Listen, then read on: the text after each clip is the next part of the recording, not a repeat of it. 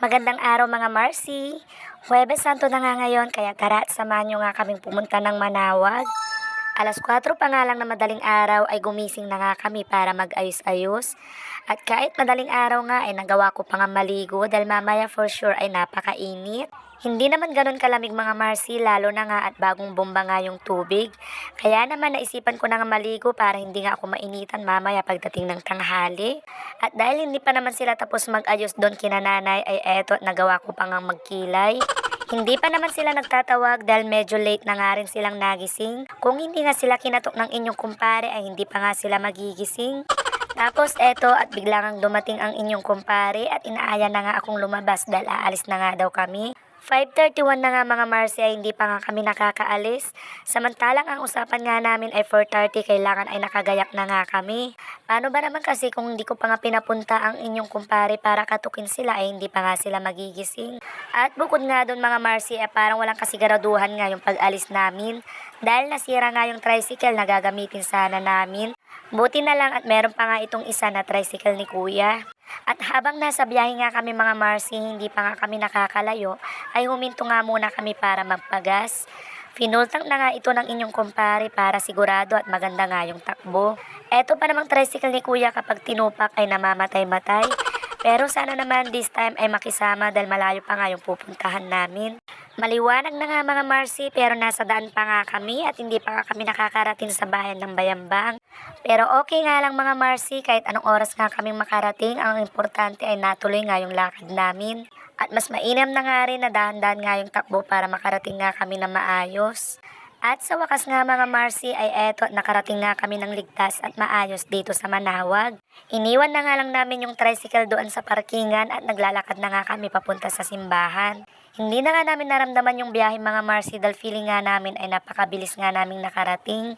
Kanina nga lang sabi ko nga ay hindi pa nga kami nakakarating sa bayan ng Bayambang.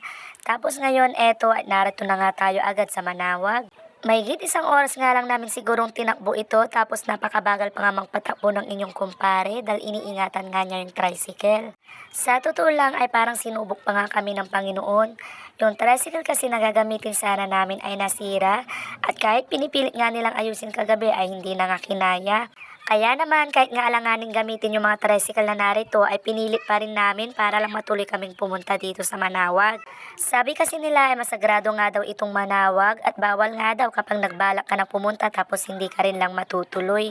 At ayun na nga hindi pa nga kami nakakarating sa loob ay hindi na nga nakatiis itong inyong kumpare at bumili na nga ng bibingka. Nagugutom na nga daw kasi siya dahil hindi nga kami nag-almusal kanina bago umalis. Heto at narito na nga kami ngayon sa harap ng simbahan at eto nga pala yung simbahan nila sa Manawag.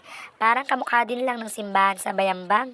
Dumiretso na nga kami dito sa loob para makapagdasal na nga rin at nang mabawas-bawasan nga din yung kasalanan. Si nanay naman ay kanina pa nga narito at nauna na. Nahuli kasi kami kanina nung bumili nga ng makain ang inyong kumpare. After naman namin magdasal doon sa loob ng simbahan ay dumiretso na nga kami dito sa likod para magtirik ng kandila at para bisitahin na nga rin yung mga iba pang santo lalo na nga yung Mama Mary. Dito kasi madalas pumupunta yung mga tao dahil narito pa nga yung mga ibang santo na masagrado. Pagdating nga namin ay eto at nagtirik nga kami agad ng kandila. Pansin ko nga mga Marcy ay parang hindi gaano karami yung mga tao ngayon. Maluwag nga yung daanan at hindi nga siksikan, hindi katulad dati. Bago nga kami pumunta dito ay ina-expect na nga namin na napakarami ang tao at siksikan. Kaya sabi ko nga yung mga bata ay kailangan hawakan. Pero nung pagdating nga namin dito ay ganito nga kaluwag at kakaunti nga lang yung tao. Pero malay ba naman natin baka mamaya ay magsisipagdatingan nga sila. Alam naman natin na ang Manawag nga ay kilalang kilala at dinadayo talaga tuwing Semana Santa.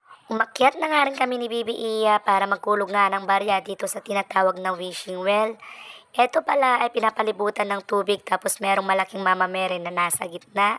Diyan nga din madalas magpicture yung mga tao kasama nga si Mama Mary.